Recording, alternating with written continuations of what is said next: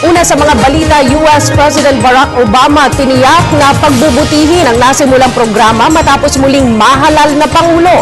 Narito ang ulat ni Von Aquino. Muling nagwagi bilang Pangulo ng Estados Unidos si Barack Obama.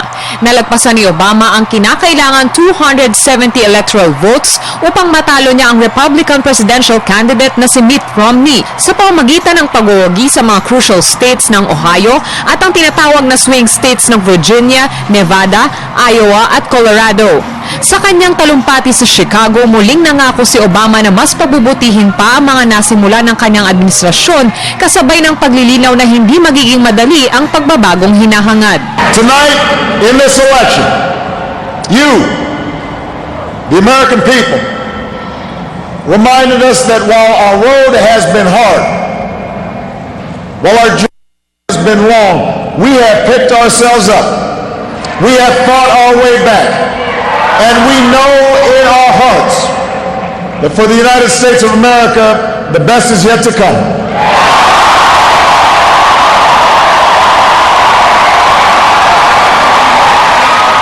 Muli ring binigyan din ni Obama ang main theme ng kanyang kampanya na patas na oportunidad para sa lahat. Pinasalamatan naman ni Obama ang kanyang mga taga-suporta, kabilang na ang kanyang may bahay at mga anak. I believe we can seize this future together. Because we are not as divided as our politics suggests. We're not as cynical as the pundits believe. We are greater than the sum of our individual ambitions, and we remain more than a collection of red states and blue states. We are and forever will be the United States of America. And together, with your help and God's grace, we will continue our journey forward and remind the world just why it is that we live in the greatest nation on earth. Thank you, America.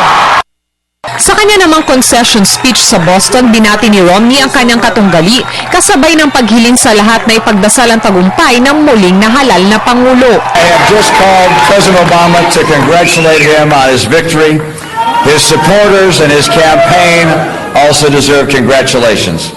I wish all of them well, but particularly the President, the First Lady, and their daughters.